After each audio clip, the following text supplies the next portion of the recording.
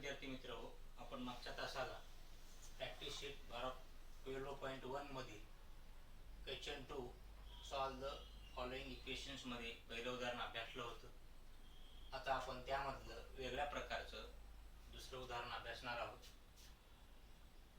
5 in bracket x minus 3 minus 3 in bracket x plus 2 हे उदाहरण आहे. आपल्याला या उदाहरणामध्ये आपल्याला अगोदर इक्वेशन तयार करावं लागेल. कंसाच्या बाहेर संख्या आहे, इथं पण कंसाच्या बाहेर संख्या असल्यामुळे त्या संख्येनं त्या ब्रॅकेटला मल्टिप्लिकेशन करावं लागेल, गुणाकार करावं लागेल. 5 into x 5x minus 5 into 3 5 3 जा 15 minus 3 into x 3x minus into plus minus 3 into 2 6 3 दोन्ही 6 5x minus 15 minus 3x minus 6. आता आपण सारखे व्हेरिएबल आता आपल्याला हे गुणाकार केल्यानंतर आपल्याला समीकरणाची डावी बाजू आणि उजवी बाजू तयार करावी लागेल. त्यामध्ये therefore 5x minus 15 is equal to 3x plus 6. ह्या दोन्ही चिन्हामध्ये वजा असल्यामुळे समीकरणाच्या उजव्या बाजूला गेल्यानंतर समीकरणाचे चिन्ह बदलतात, पदाचे चिन्ह बदलतात, टर्मचे सिंबल चेंज होतात. मग -15 असल्यामुळे आपल्याला काय करावं लागेल, समीकरणाच्या दोन्ही बाजूमध्ये 15 ऍड करावे लागतील, अधिक करावे लागतील. Adding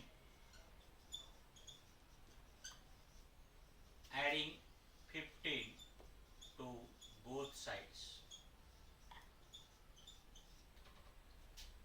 Therefore 5x minus 15 plus 15 is equal to 3x plus 6 plus 15. समीकरणाच्या दोन्ही बाजूमध्ये आपण 15 ऍड केलेले आहेत, 15 ऍड केलेले आहेत किंवा अधिक केलेले आहेत. Minus plus cancel. Therefore 5x is equal to 3x plus 6 plus 15 plus 21. आता या ठिकाणी इथं x आहे, या ठिकाणी व्हेरिएबल 5x 3x हे सारखे पद आहेत, सारखे टर्म आहे. मग याच्यामधून आपला 3x वजा करू. मग subtract 3x to both sides. Therefore 5x minus 3x is equal to 3x minus 3x plus 21. बघा इकडं मायनस 3x, इकडं minus 3 plus 3x minus 3x cancel. दोन्ही अधिक वजा असल्यामुळे, विरुद्ध चिन्ह असल्यामुळे दोन्ही पद कॅन्सल झाले.